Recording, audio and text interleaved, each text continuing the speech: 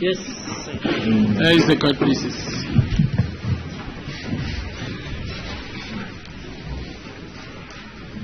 Where are these documents? Can we move to exhibit Z? Oh, no. My apologies, my lord. Before I proceed with cross-examination, I requested the court to address the court at a later stage regarding the people that may, or police officers that made an entry at Tlhabane police station.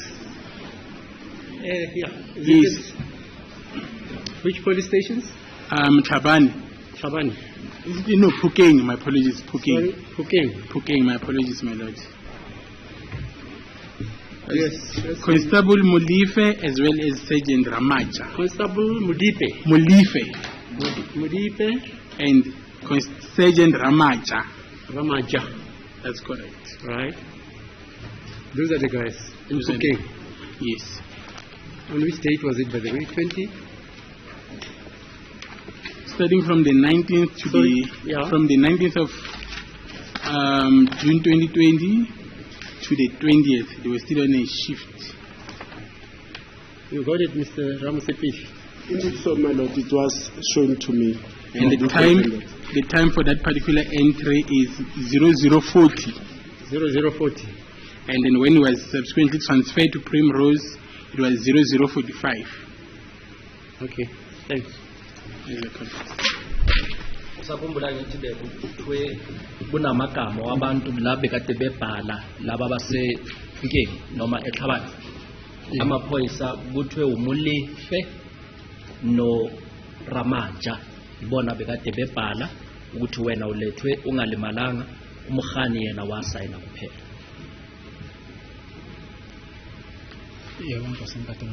Yes, my lord, I hear that.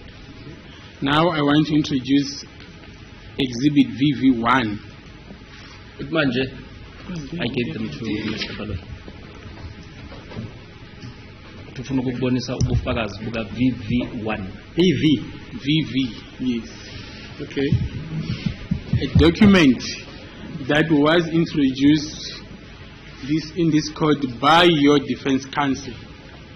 Incwadi eyakhishwa la enkantolo ikhishwa ummeli wakho.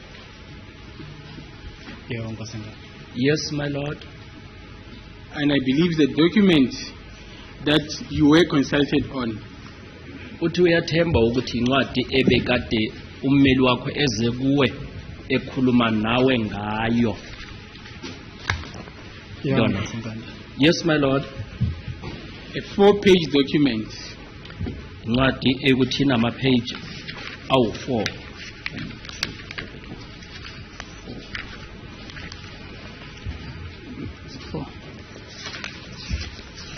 Yes. And it was completed by one Dr. Tlokwe from Tlhabane Dental Center. Incwadi ekuthi iye yagcwaliswa udokotela uTlokwe waseTlhabane esibhedlela. Yes, I see it, my lord. Are you able to recognize that document? Uyayazi na le ncwadi? Ungibonisile ummeli wami athi engibuza ngahamba ngawo check ebegoleti njeba ngahamba kosenkantolo kodwa hayi ukuthi into ayiphuma enhlizweni yami yibo bangihambisa khona. My defense counsel did show me this document asking me whether did I go to a doctor to check, and I informed him that yes, I was taken there, but it was not voluntary. And the doctor testified regarding this document where it says patient signature for correctness. Do you see that portion there? Uthi udokotela uye washo wabhala nokubhaliwe lana ukuthi incwadi lena umuntu olethiwe esayina lapha. Yebo nkosenkantolo ye-signature yami. Yes, my lord, and this is my signature. And then on page 4 at the bottom, patient signature. Is that your signature?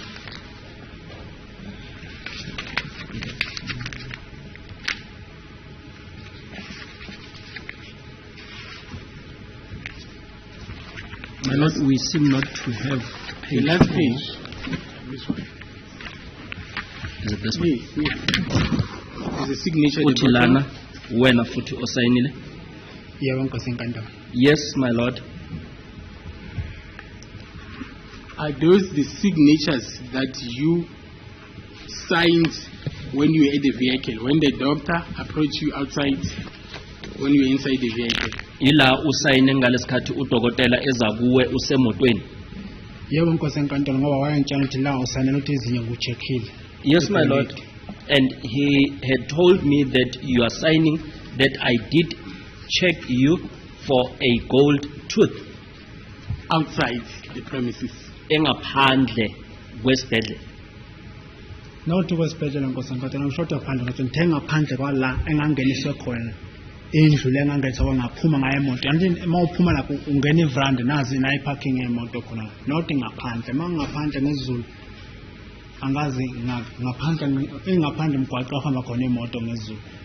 My lord, when you are saying outside, in Zulu it is understood that outside the whole building, even the yard. Therefore, I am saying it was outside the premises, the building where the vehicle was parked. And then you will agree with me. That is new evidence. Uthi uzovumelana naye ukuthi lobu bufakazi obushoyo manje uthi ubufakazi obusha. Nkosi enkantolo mangithi ngaphandle naphandle. Phandle ngaphandle kunomehluko lapho Nkosi enkantolo. Or yimi engazwanga kahle mhlawumbe intolo kaMantolo ngathi ngaphandle. My lord, there is a difference between outside and outside the premises. Or perhaps I'm the one who did not understand when it was interpreted to me. Okay. The fact is, this signature was not done inside where the examination was done. Uthi udouble khulu ukuthi usayinela ungekho phakathi kwala bekade bekuhlolela khona. Yebo Nkosi enkantolo. That is correct, my lord. So I am saying that which you are telling the court now, it is new and it was never put to Dr. Hlokwe. Uthi lento ewuyishoyo manje yokuthi usayine ungekho laphaya labakuhlolele khona usemotweni ubufakazi obusha lobo. Ngalesikhathi udokotela ekhona akazanye atshelwe ummeli wakho ukuthi dokotela untanzi umsayinise lamaphepha engekho la bokade umhlolela khona umsayinise engaphandle esemotweni. Nkosi enkantolo ngiyathemba ngoba ngemla phambi kwakho Nkosi enkantolo ukuthi ngizokhuluma mina into eyenzeka ukuthi ummeli wami akayikhulumanga. Ngummeli wami uzokhuluma noNkosi enkantolo. My lord, I believe as I am standing before the court, I am here to testify on what happened. The fact that my defense did not mention it, I believe the defense will mention it when they are arguing. See, we need to close that door now. I think we must finalize that answer. Manje ifuna ukuthi kuvalwe lo mnyango uphendule bese kuyaqedwa ngale mpendulo le. Nkosi enkantolo. Okay. Njengoba sengishilo ukuthi leli phepha lelo ukuthi ngicheck amazinyo ngoba mangena phakathi angihlalanga Nkosi enkantolo isikhathi esithi wangena ukuthi angilala embhedeni usisi lo baletha umshini balayita bacheka ngasukuma ngaphuma ngahamba weza kimi nemontweni ngoba ngangilokho ngihlele emontweni ngakune corona ngithi ngangeke ngihlale lapha phakathi ngoba kwakuyisiphithiphithi.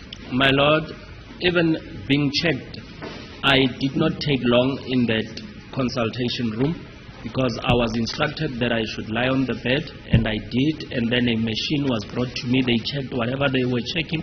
Then I went outside as it was during the COVID period, and I could not stay inside. And then they brought these documents to me.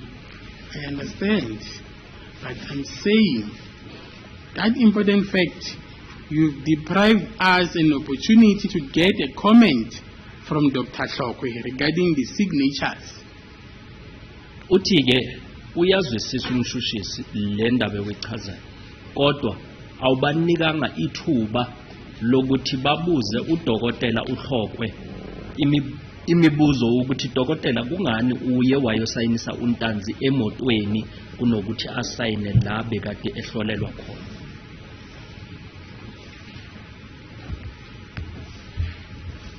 Ngiyacabanga Nkosi enkantolo senguphendule lo mbuzo mina Nkosi enkantolo. I believe, my Lord, I have already answered that question.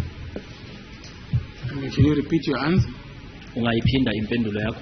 Ngithi Nkosi enkantolo mina ngisayinele la okumkhona imoto apha ngiphume khona kuyi-parking yemoto ngoba awuphuma eminyango ujika so uhamba ngovrand nansi imoto khona la eduzane. I have said that I signed these documents whilst I was inside the motor vehicle. Just when you leave the premises, then there is a veranda and you go into the parking, my Lord. That's fine. We'll argue that point that you're refusing to answer this question. Uthi kulungile leyo sebazoyixoxa njengabameli nomshushisi uma sebakhuluma nenkantolo. You also told this court before lunch, you say, what was the conversation with the doctor? He said he asked you about your names, the person that you're in a relationship with. Do you recall?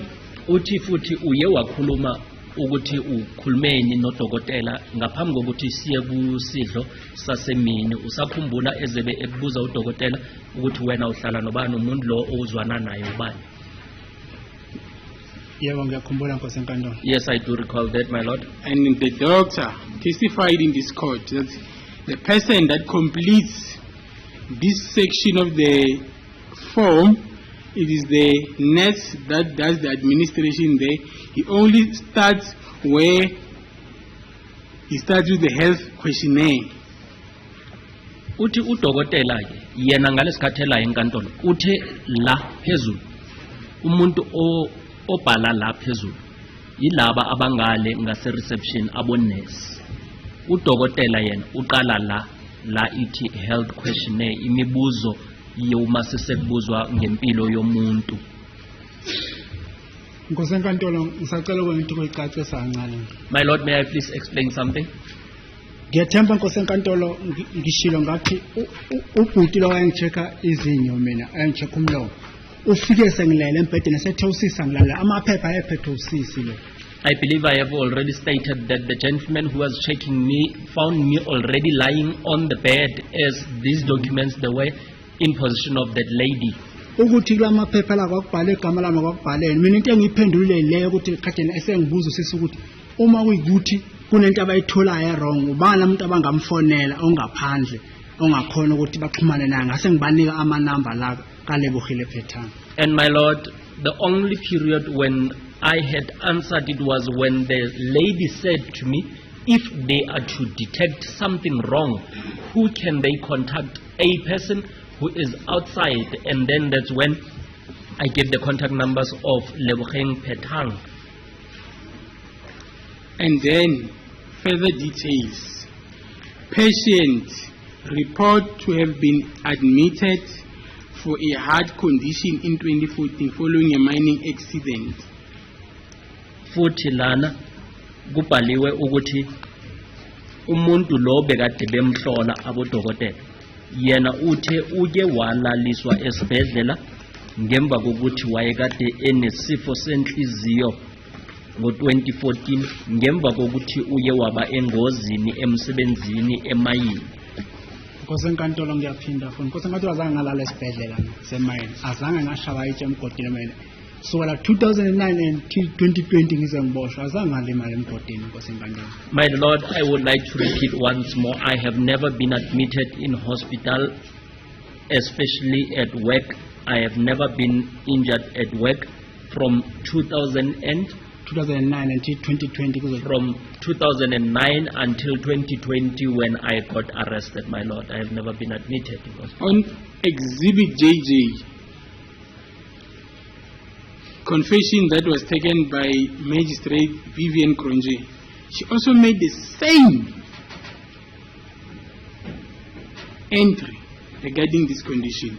Kubufakazi buka JJ lokuyagunyuluka okuthathwe umantshi uKronje naye ubhala yona lento efana nalencamashi yokuthi wena ubukade usesibhedlela ngemva kokuthi ube engozini yasemsebenzini. Nkosi enkantolo angizange ngilimale emgodini. My Lord, I have never been injured.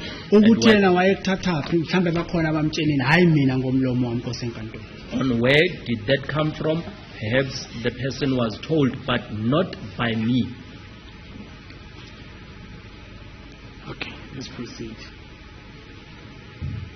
So how is it possible that what is contained in Exhibit VV1 and Exhibit JJ, they sort of support each other?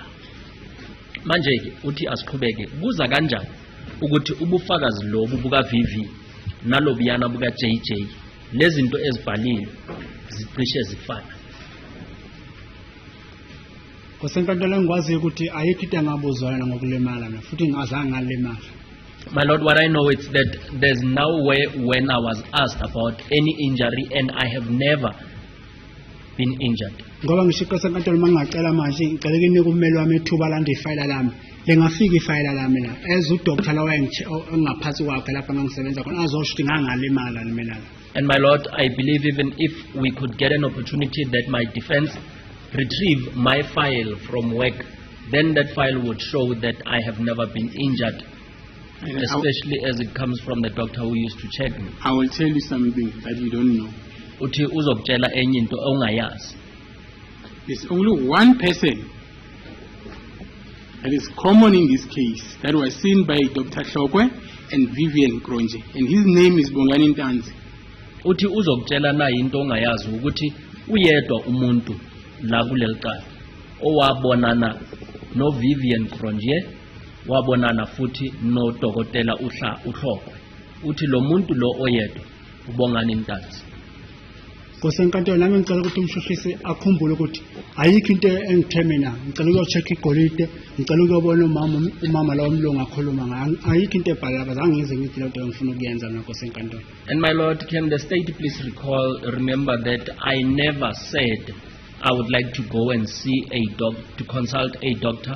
Neither did I say I would like to go and meet the lady that the state is referring to by the name of Vivian Kronje. Ngoba udoctor lobangihambise kuye udoctor wabo nomama lo omlungu angimazi badibana phela mhlambe ngoba bangazi mina ngoba mina nginecard le medical lekapana bebe ngisebenza ngoba bangitshela ukuthi asiye kudoctor ngizobakhomba kudoctor umuntu udoctor olayira sekunale icard lami le medical. Because my Lord, this doctor whom I was taken to is a doctor that was brought to by the state, and even this magistrate, I'm not sure how did they meet up with the magistrate, because I have my card, a medical card, and if I was asked, I was going to be able to inform them that here is my doctor in Rustenburg.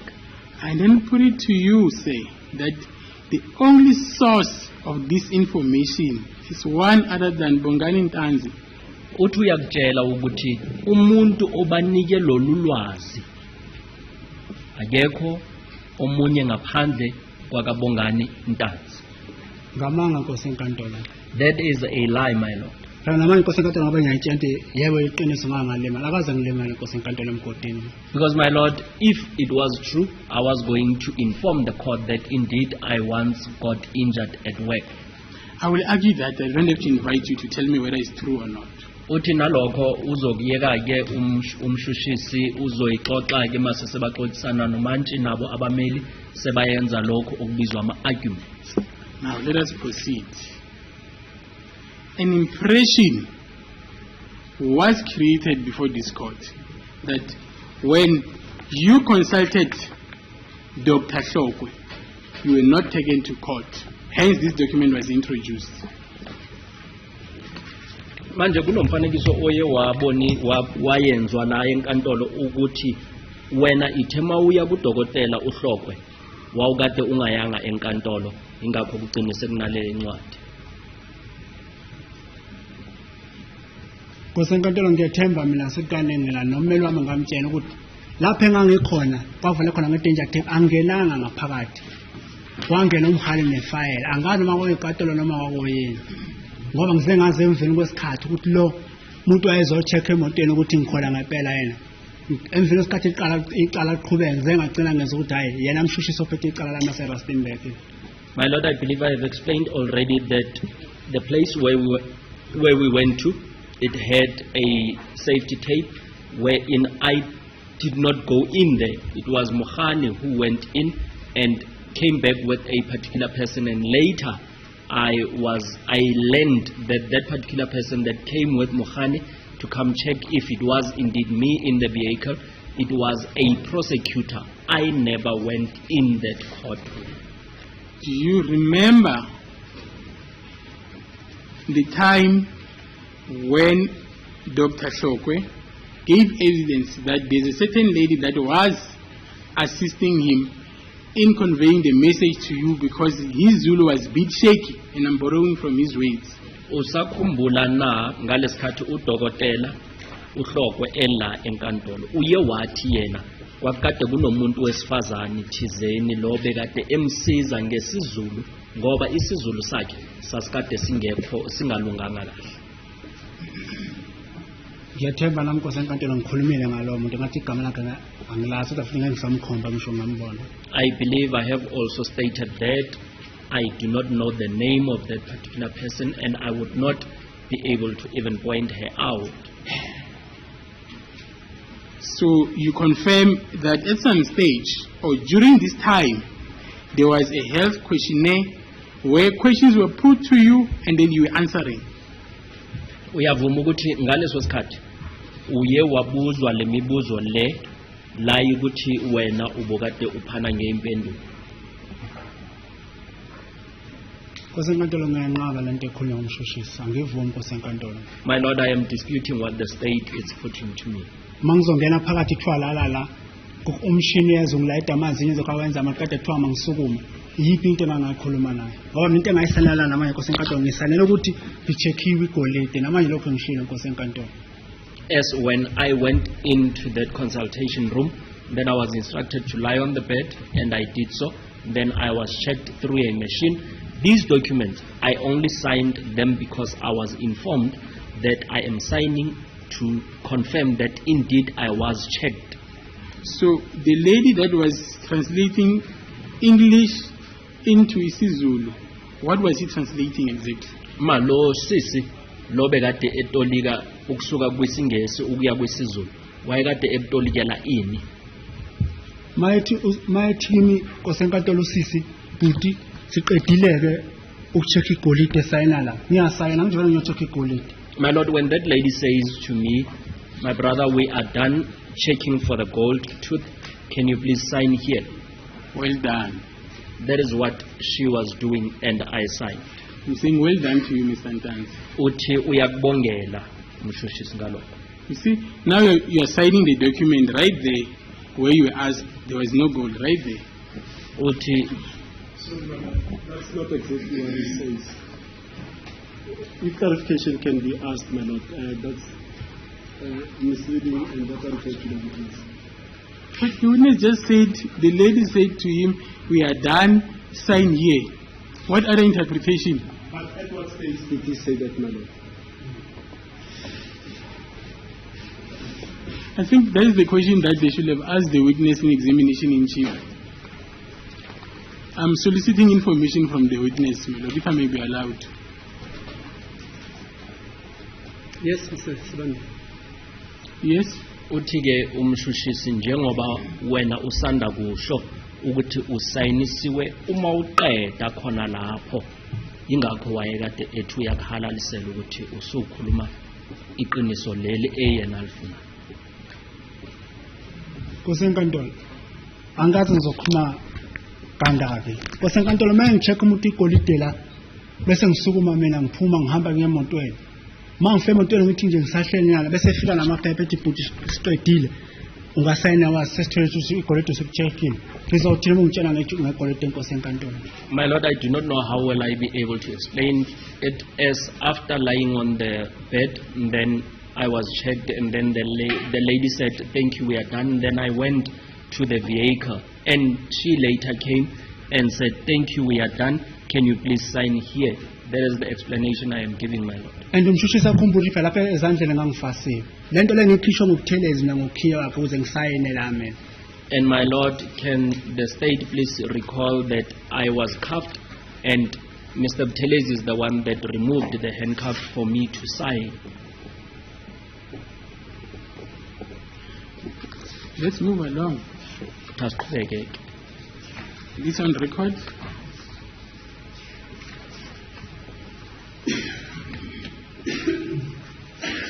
Say this was your evidence. that you brought to this court. Uthi lobu ubufakazi obulethile la enkantolo.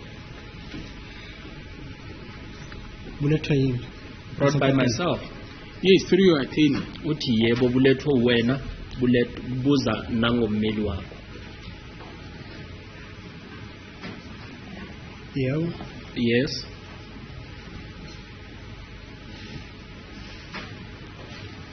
According to the evidence of Dr. Rhoqo, the examination took 30 to 40 minutes.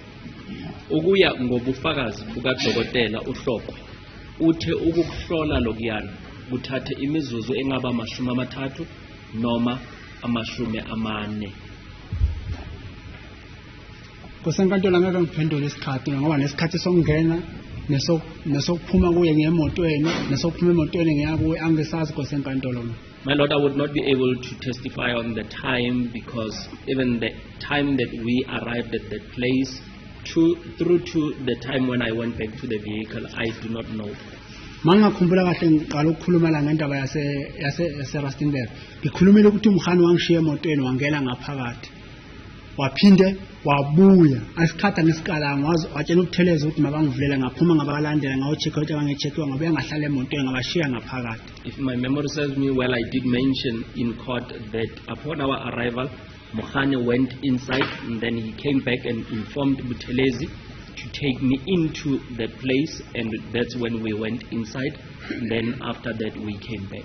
So as per the version of the state that the examination took 30 to 40 minutes, the only thing the lady interpreted was to tell you to lie on bed. Uthi ke ukuya ngobufakazi buthi ukuhlolwa laphayana kuthathe imizuzu 30 noma imizuzu 40. Lento ikuthi lo yasisi uyitolike nje ukuthi lala laphaya. Utolike la. Ekutshela njengoba kade kukhulunywa ngesingesi usisi loyana washo ngesizulu ukuthi ulale kuloya mbhede. Kusenkantolo ngiyaphinda futhi. Ngithi embhedeni la ngilala obhuti lo engakafiki usekhona usisi nomhane nobuthelezi nomabhena phakathi noJonathan ngalala weza lo bhuti lo wafika baphusha umshini bawusondeza kimo bakhanyisa ubhuti wacheka into ayichekayo emvela kwathi usesa usuqedile ngasuma bathi ukutheleza si ngangiphuma futhi. My Lord, I repeat that I laid on the bed when the doctor, the male doctor, was not there. It was still myself and the lady and Mukhani and Buthelezi. Then after that, the doctor came and he checked me. And then when he was done, I stood up and I then followed Buthelezi going out of that medical consultation room. It was evidence in this court that after you went inside that consultation room, the police officers remained outside the door with the door slightly opened as a safety precaution. Ubufakazi obuzela enkantolo kuthiwe ithe wena uma ungena phakathi kulayi ukuthi amaphoyisa aye wama ngaphandle kodwa umnyango wawukade ungavalwanga kakhulu wawukade uvulwe kancane ukuze nje nabo bakwazi ukuthi bavikeleke. Kusenkantolo kulona iqiniso lenkosi enkantolo ngikhuluma ngabantu engangenabo la phakathi la. Kulona iqiniso lenkosi enkantolo. That is not correct. I am speaking referring to the people that I was with inside that consultation room.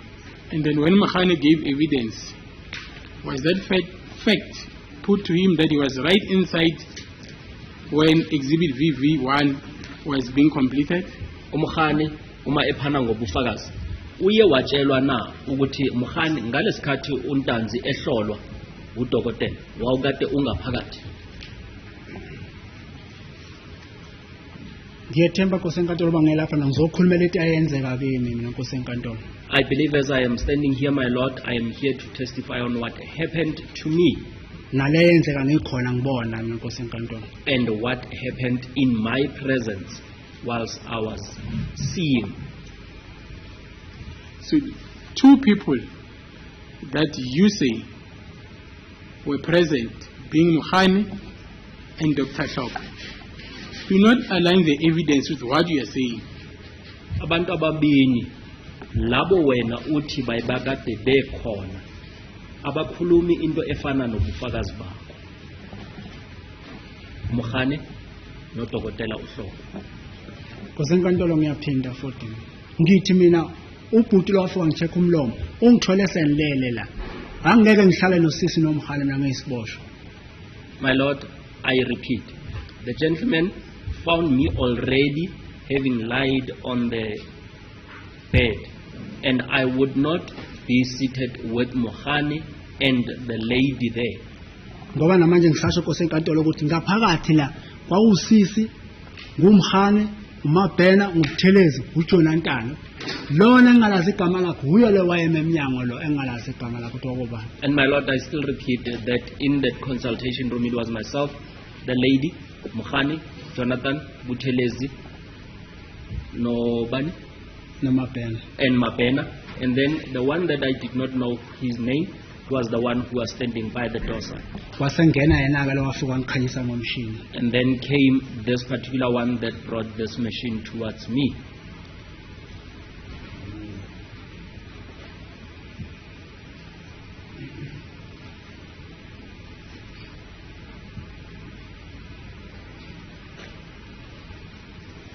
So you are telling this court, this questionnaire, the doctor just sat down and decided to select whatever that he wanted to select here and then made you sign. Manje wena uthi udokotela uvele wahlala phansi yena wakhetha ukuthi uzobhala la nala bese ethi wena uvele usayine. Kosenkantolo angishongo ukuthi wahlala phansi mina. First qala silungise lapha. Eyami impendulo kosenkantolo makuzothiwa sayina la sesicheckile igoleti. Ngiyasayina ngithi ungihambise yena lapha kubantu bakhe ngithi ungihambisela ukuthi ngiyocheck igoleti mase kuthiwa sengicheckile fanele ngisayine. My Lord, can we please correct this? I did not say that the doctor sat down and started completing this document. I said the doctor checked me, and after that he said I must sign, and I did as I was instructed by the doctor. Let me ask you a question, simple question, yes or no? Uthi ithakubuze umbuzo olula, umbuzo odinga impendulo kayebo noma cha. Do you understand? Uyazwisisa? Yebo nkosenkantolo. Yes, my Lord. Are you a smoker? Uyabhema? Angibhemi nkosenkantolo lokungazali. No, my Lord. Ever since I was born, I have never smoked. So the doctor also said you are not a smoker. Udokotela uthe awubhemi. Uthe awubhemi udokotela. Ubhalela ukuthi wena awubhemi. Angibhemi nkosenkantolo lokungazali vele. Yes, my Lord, I do not smoke. So that information, it falls within your personal knowledge. The doctor will not have known that you don't smoke. Wena umuntu obekade wazi ukuthi awubhemi, udokotela bengeke azi ukuthi awubhemi ngaphandle kokuthi atshelwe wena. Nkosenkantolo ngiyaphinda futhi. Angihlalanga isikhathi mina ubhuti lo nosisi. Ngoba ngangena lapha ngalala impetelo ngikhanyisa phela ngaphuma ngayihambela. Azange ngidibana nembuzo le mina nkosenkantolo. My Lord, I repeat, I did not take long in that consultation room. I only got there, laid on the bed, checked, and then I stood up and left. I did not get these type of questions. See, now I want an answer, Mr. Ntanzi. There's no running away from this. Uthi manje ufuna impendulo akukho ukuthi ungabaleka. How would have the doctor known of this fact? Udokotela waze kanjani lezinto azibalela? Nkosenkantolo ngimazi into oyithathayo. My Lord, I do not know where he got that information. Are you now suggesting that the doctor is a prophet? Manje ufuna ukuthi udokotela loyana umprofeti? If we avoid sarcasm, we'll finish this evidence in chief. As the court pleases. I withdraw that question. How will have the doctor known of this information? Udokotela waze kanjani lezinto azibhalela? Ngiyethemba nkosenkantolo into engiyiphendulile namanje ngiphendulele kale bohile phethane nenamba. Leyo kubuziwe ukuthi uma ngathiwa sithola inkinga sizoxhumana nobani ngoba wena usayitshela ukuze ngibanikele namba le. My Lord, I believe the only question I answered was this one of Lebogang Phethane, when it was said to me if they find that there is something wrong, who are they going to consult, as I was in prison? And I gave them the information of Lebogang Phethane. Have you had any operation or surgical procedure? Usuke wahlinzwa lokungazalwa Nkosi enkantolo. ever since I was born, my Lord. And the doctor said, yeah, he supports you. Never happened. Udokotela naye uyasho la ukuthi awukaze wahlika. Nkosi enkantolo ngiyaphinda ngithi azange ngibuziwe ngalento ebhalwe mina Nkosi enkantolo. My Lord, I repeat that I have never been asked questions with regards to what is written here. Did you take any drugs? Kuneyidakamizwa ozithathayo? Namanje Nkosi enkantolo angibheme drugs. No, my Lord. See, that's why the doctor said, you do not take drugs. Udokotela nala ubhale kanjalo ukuthi awuthathi idakamizwa. And I put it to you, Mr. Ntanzi, the only source of this information is one other than Bongani Ntanzi. Uthi ingakho umshushisi athi umuntu onike udokotela lolwazi ubongani Ntanzi. Nkosi enkantolo ngiyethemba lo mbuzo ngibuzayo. Umuntu obhema ugwayi uyambona ukuthi lo ubhema ugwayi. My Lord, I believe this question. When a person smokes, you can be able to see that this person smokes cigarette. Nomuntu ophuza utshwala ngafeka utshela lo uyaphuza utshwala. Even a person who drinks, my Lord. So mina I lezi would be zinto ebhalwe la able to Nkosi enkantolo state. angidibani nazo Nkosi enkantolo ngiyaxolisa kakhulu. Even a person who consumes alcohol, my Lord, I would be able to state that this one consumes alcohol. This one that is written here, my Lord, I am not part of. Your counsel said you must avoid sarcasm. You must also do the same. Ummeli wakho uthe singakhulumi ingathi sikhomba abanye abantu ngeminwe, uthi nawe uyeke lokho. Ngiyaxolisa Nkosi enkantolo. My apologies, my Lord. And then the questionnaire goes on, are you pregnant? Bese kuyaqhutshekwa la umbuzo uthi ukhulelwe na?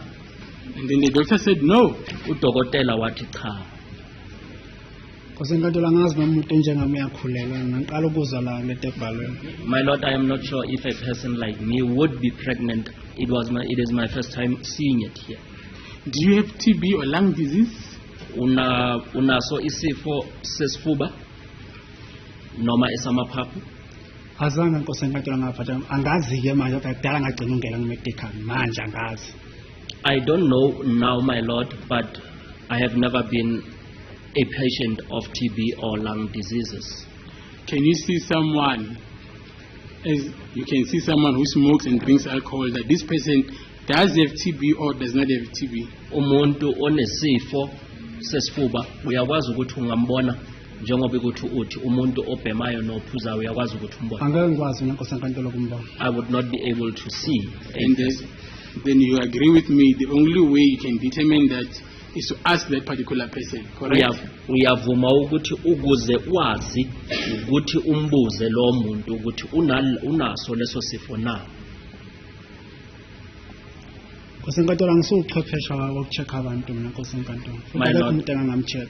My Lord, I am not an expert in checking people, and there is no one that I have ever checked. We are not talking about you being checked, questionnaire, questions and answers. Uthi akakhulumi ngokucheka, ukhuluma ngemibuzo neimpendulo eziphiwe la.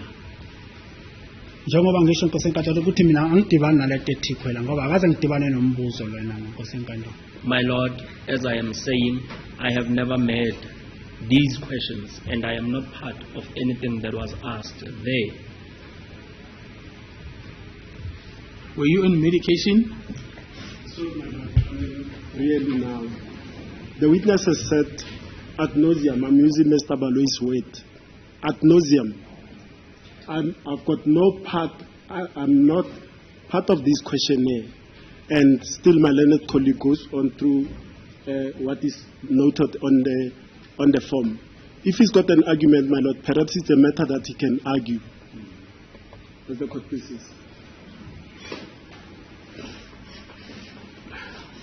Yes, sir. My Lord, that is the only way to determine that this information that was brought by them before this court, it came from the accused. How can I do that without asking these questions? And it's aligned with what I am submitting before this court or with the answer that I'm getting from the accused. I don't know where is the unfairness in those questioning, in those line of questions. Yeah, okay, let's hear you.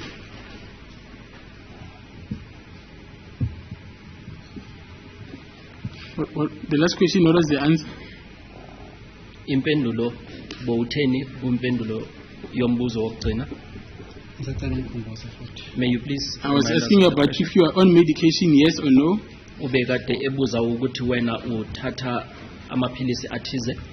Cha Nkosi enkantolo. No my lord. And the doctor said no.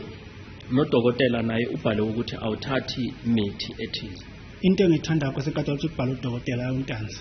What I like, my lord, is that it is the doctor who has written here, not Ntanzi.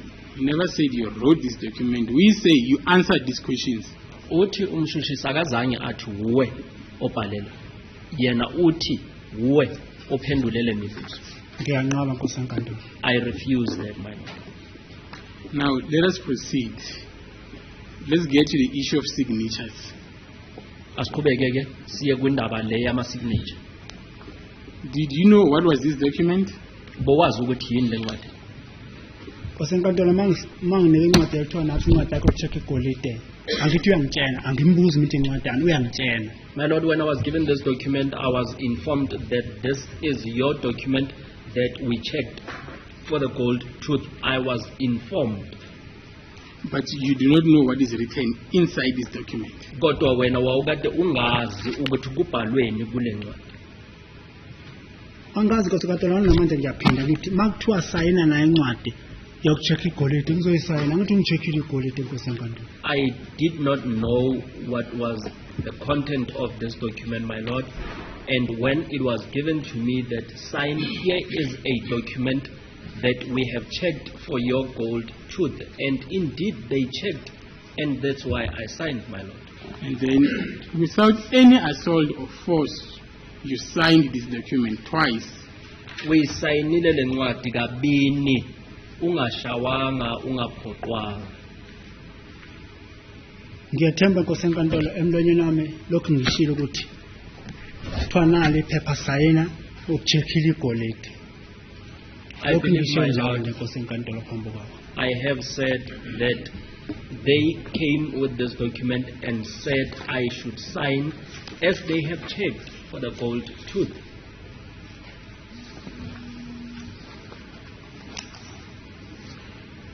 Now let us proceed. Asiqhubeke.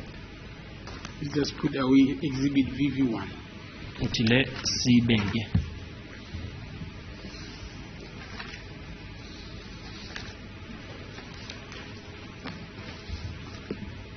After that incident in that hospital, what happened? Bese ke uma niqeda lapha esibhedlela kwayenzakalani? Ziphumile Nkosi enkantolo imoto ngokulandelana kwazo zahamba. Vehicles left that hospital premises following each other.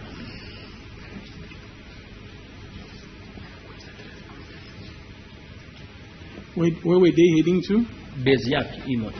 Angazi Nkosi enkantolo manje police station le ngagcina ngilele kuya ngeke ngikhumbule manje. I do not know, my lord, as even that police station which I was placed in, I would not remember it. Okay. Let's revisit that document again. Page 2. VV1. Yes, VV1. Uthi asibuyele kuyo le ncwadi le. Ku page 2. Clinical examination. Size la lapho kade uhlolwa khona. Yes. First column it says extra oral exam. Lana ithi kuhlolwa ngaphakathi emlomo. Yebo Nkosi enkantolo. Yes, my lord. And the options there is normal or abnormal. Lana kuthiwa kwakade kulungile noma kungalunganga. And then general appraisal, it was normal. Lana la ukuthi ithema babona yonke into kuthiwa kakade ku normal uma kuhlolwa emlomo. Yebo ngiyeza Nkosi enkantolo kodwa Nkosi enkantolo ngeke ngicommente mina ngede ebhalwa umuntu angazange ngibuze yona. Nguye wayengichecka ngithi mina ngizichecka Nkosi enkantolo. Yes, my lord, and I would not be able to comment on what I was checked on by the doctor. as he's the one that checked me, not myself, and I did not mark there. We're done with the questioning now. Now we're coming to examination. Uthi sesiqedile ngemibuzo siza manje labo kade uhlolwa khona.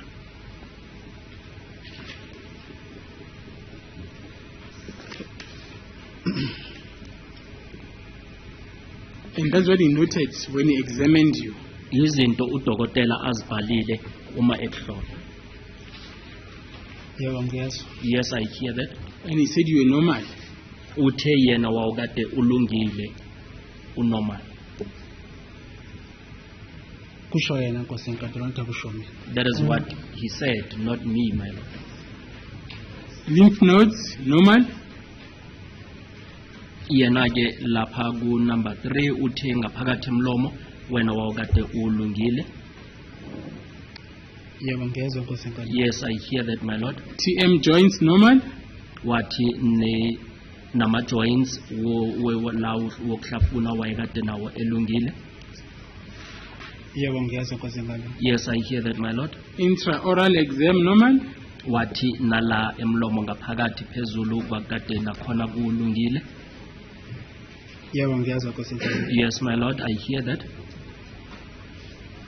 Lips and buccal mucosa, normal. Neimpande zemilomo nazo zazikade zilungile zinormal. Yebo ngiyezwa Nkosi enkantolo. Yes, I hear that. What is your comment so far? Wena uthini ngalokho? Namanje Nkosi enkantolo ngiyaphinda ngidinga ngicommente ngento engabhalanga futhi angisicheckanga nguya ngithi wayengichecka mangizokhomenta ngithini phambi Nkosi enkantolo. My lord, I would repeat that I would not comment on what I was checked on. He is the one who was checking me, not myself. Oropharynx and tonsils, Uthi ithema kakuhlola nomuphimbo. that's normal. Ubone ukuthi yayikade inormal. Palate, normal. Uthi nangaphakathi phambi kwemiphimbo nakhona kwakade kulungile. Floor of the mouth is normal. Nangaphansi la kumlomo uthi kwakade kulungile. Tongue, there is no option there. Nelimi ke akabhalanga lutho kulimi ukuthi ulimi lakho lalinjani. Gingival and periodontium, abnormal. Uthi ke uye wabhala nokuthi nala ku langaphakathi ngasemlomo la kuyinhlathi nakhona kwakade kungalunganga ke. And then finding a differential diagnosis, it says gingival recession of on 41, 42 and 31. Uthi ke ithe makabheka ke uye wabona ukuthi khona ngala ngakule lento le engala ngasemahlangothini kona uye wabona ukuthi kunento ukuthi ibhaliwe ku 41, 42 no 41 futhi. And then angle classification +1. Ithe makahlola ukuthi wena ukuphi ukweyiphi iclass uthe kubhale uclass 1. And then teeth chart, interdental spaces 11, 12, 21, 22, 23 and 12. Ithe makabheka amazinyo ubone ukuthi amazinyo wakho kunala ukuthi kunama space khona kwizinyo lesi 11, 12, 21, 22, 23 no 12. Okay? And then from these, the doctor testified that there were no injuries that were detected. Uthi ukusuka la udokotela yena uthe bekade kungena kulimala okubonile. Phambi kweNkosi enkantolo akaze ngisho neNkosi enkantolo ukuthi ngalimala amazinyo. Before the court, my lord, I never said I got injured on my tooth.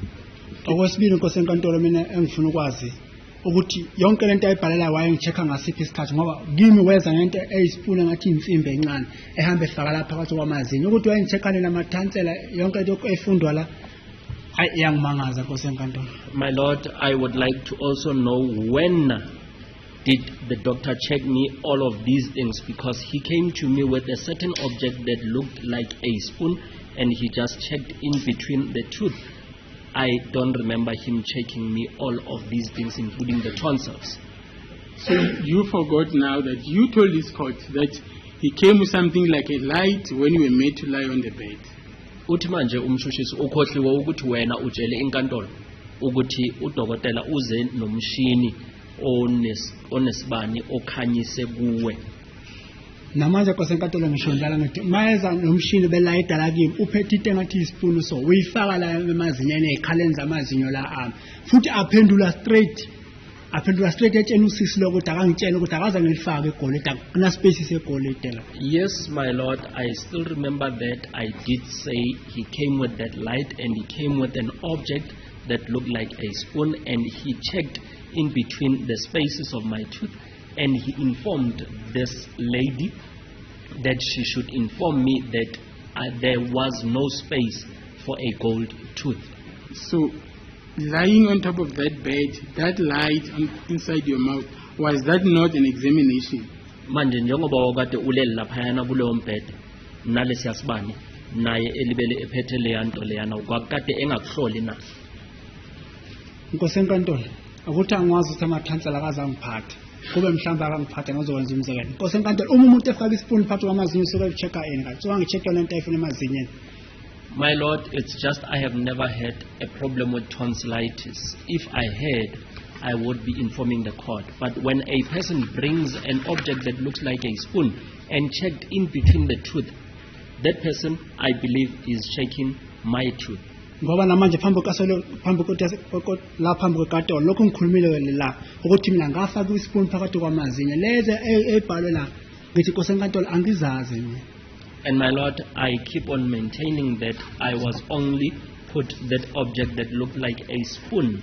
And these ones that are written here, my lord, I do not know all these things. Did you tell Dr. Hlokwe that you were assaulted? Uye wamtshela udokotela Hlokwe ukuthi wena ushayiwe? Akazangibuza Nkosi enkantolo. He did not ask me. Since you were in the hospital environment, was it not proper for you to also seek medical attention there?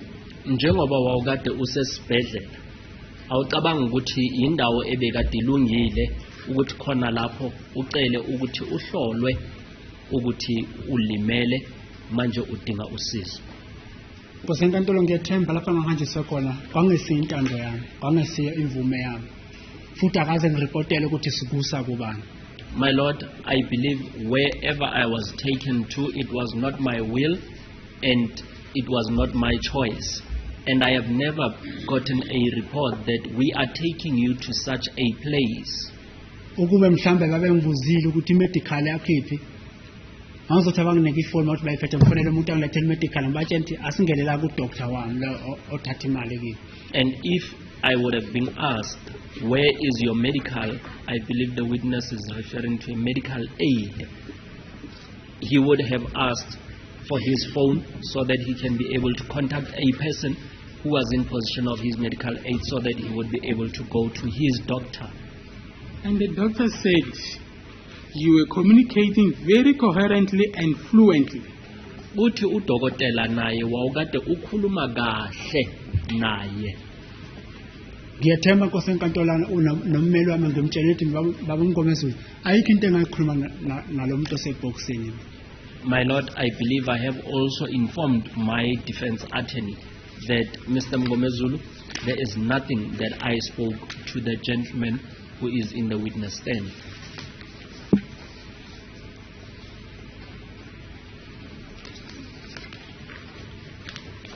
And then through that examination, the doctor indeed confirmed that he did not have a gold tooth. Did not have a gold tooth. A gold tooth. Nga lapho udokotela ngemva kokuthi sekakuhlolile yena uye washo ukuthi awunayo awukaze waba negolide ezinyweni. Angithi Nkosi enkantolo la phakathi uyakhuluma ubhekise kumhali usisi lo yena bese etshena mina ngithi ukuthi hayi futhi siqedile asithi lento leyithoza icheck ayikho. My lord, as we were inside, as he was speaking to Mukhani, then the lady informed me that my brother, we are done, and what you came here for a check-up, we did not get that gold tooth. Now, do you see that Dr. Hlokwe was very fair and very independent? Uyabona ke ukuthi udokotela uHlokwe wayekade kudokotela ozimele. Angikwazi lokho ngikuzwa ngayo mina Nkosi enkantolo. I do not know that. I am hearing it from you, my lord.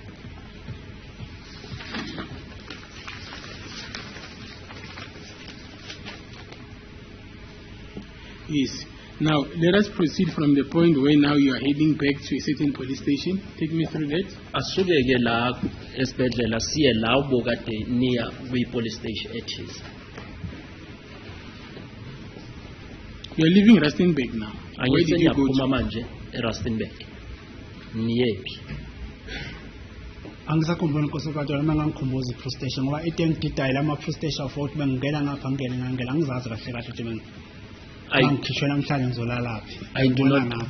I do not remember, my lord, if maybe the state could respectfully remind me of the police station, because on these 4 police stations, I did not know which one was I taken to whenever I am booked out.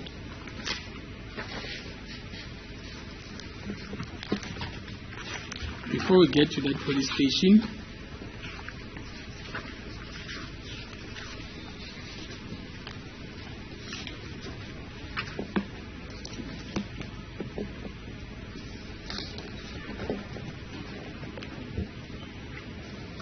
I want us to, before you go back to that police station, we touch briefly before we adjourn on Exhibit RR. Uthi ngaphambi kokuthi singaya kuleyo police station kunalayo ukuthi kuye kwakhulunywa ngobufakazi obuka RR.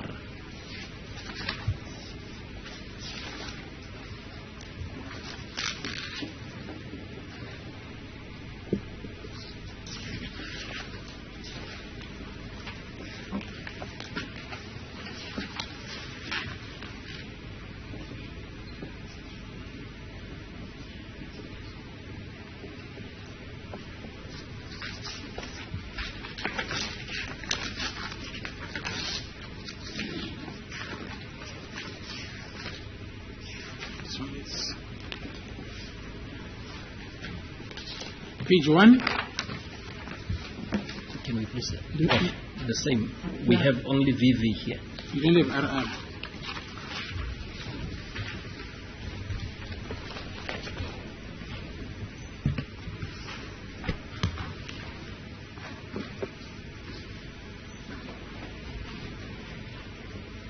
On page 1, It is here with page 1. Yes, we are there. 22nd of June 2020, Day 22 zika June 2020. the presiding officer on that date was A. Ruos, Umuntu obekade engumanje lapho kwakade ku A Ruas, and then the public prosecutor, Ms. Tele, umshushisi kwakade ku Mamcele, the interpreter, Ms. Ngwenya, utoliki kwakade ku Mamngwenya, and the defense, no one was indicated there, stenographer, Mr. Sediko. ummeli akuzange kubhalwe lutho, umuntu obekade esebenza kumshini bekade kumnumzana uSedikwe. And then words written defense is IP, meaning in person. La ukuthi kubhalwe ummeli, kubhalwe IP echaza ukuthi wawukade umuntu loyo ubekade ezimele.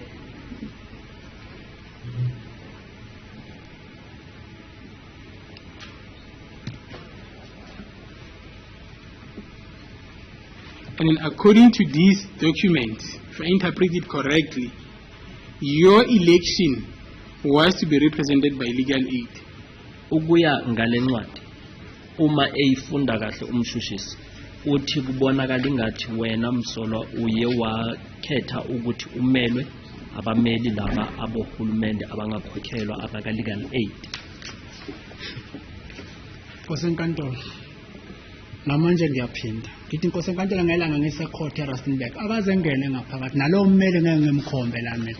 Lo mmeli engaqhamuka thoya engimele ngeke ngimkhombe mina. My lord, I repeat that on the day when I was in court in Rustenburg, I did not go into the courtroom, as even that defense counsel that is being mentioned, I will not be able to point out that counsel, as I did not go inside the courtroom. uma kuyikuthi inkosi enkantolo ngangimele ngummeli wayipho engezanga kimi emontweni uma kungena umhane ngaphakathi nefile why engezanga kimi emontweni ngoba lapha kwakune corona kwakuvala nge-danger tape inkosi enkantolo. If there was an attorney that was representing me, why didn't that attorney come to me when Mohani came back, as in that place there was a danger tape? We will fully canvass this point. I want us to move to the proof.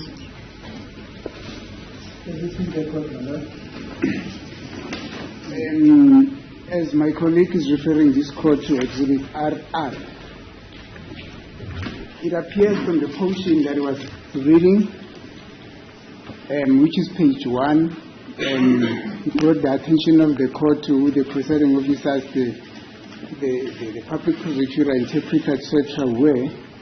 But as you read down that very same page, it says Ms. Modibo on record for accused 1, 2, 3, 4, and 5.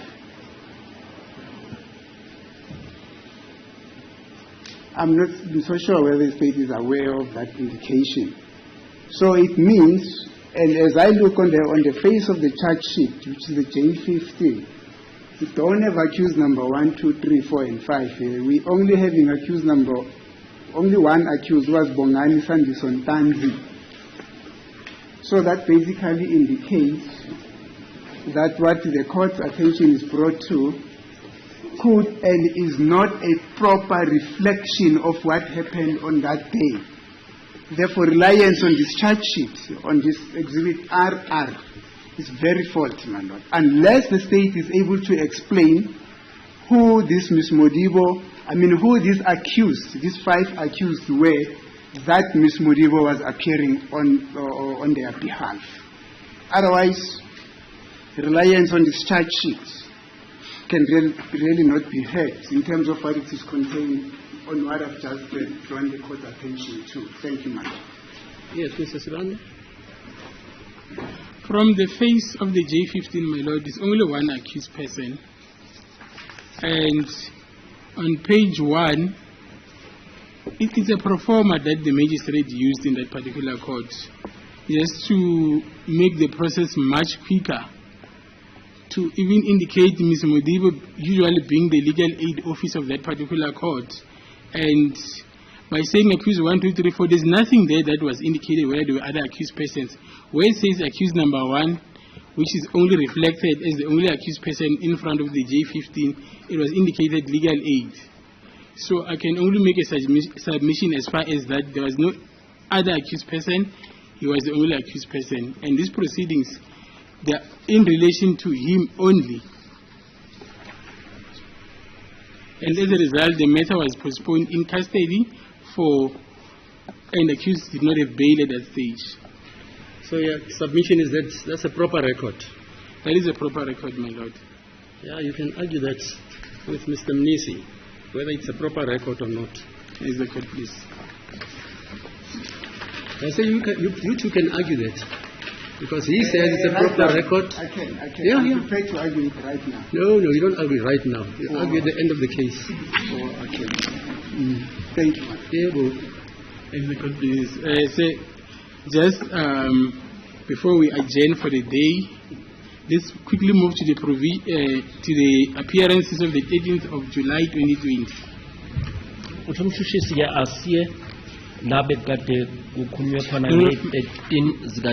My apologies. I wanted it's not the same one. I'll get you the correct one.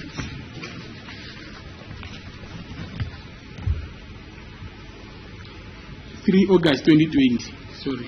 Utisiye kwi 3 zika August 2020.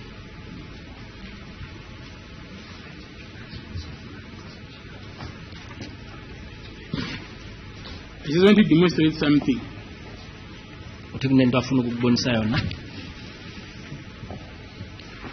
Appearances for the day: presiding officer Ms. A. Rose, prosecutor Mr. Mohape C, interpreter Ms. Chabalala, defense accused 1 Mr. Mjiako. Utike nge-3 zika August ke khona kushiwo ummeli umshushisi nomantshi kuthiwa ke ummeli kwakade kumnumzana Mjiako.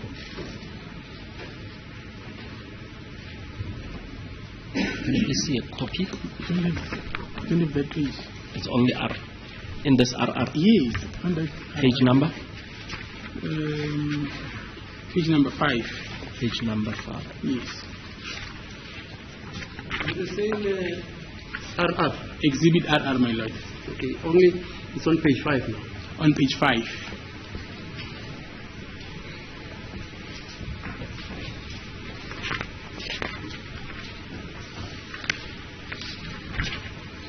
Here it's page 4, then page 6.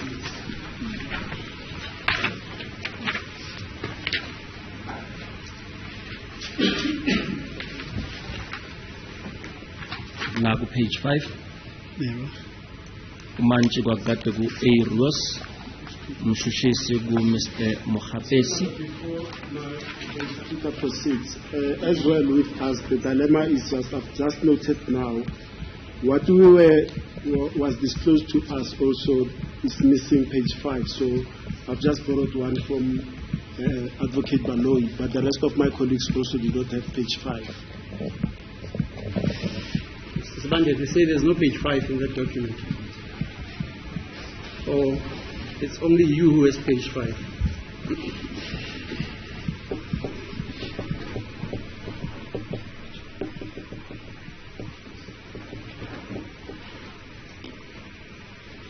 Okay, my lord, will make copies available. It's only one page. We'll make copies available to my colleague. No, look, they say they don't have page 5. So you must furnish them with page 5. I don't want, this judge, My lord, it's 12 minutes past 3, we can adjourn for the you know how it is. 12 minutes past 3, we can adjourn for the Yeah. day, and then we'll make copies for that one page. Here, Until tomorrow. court will adjourn.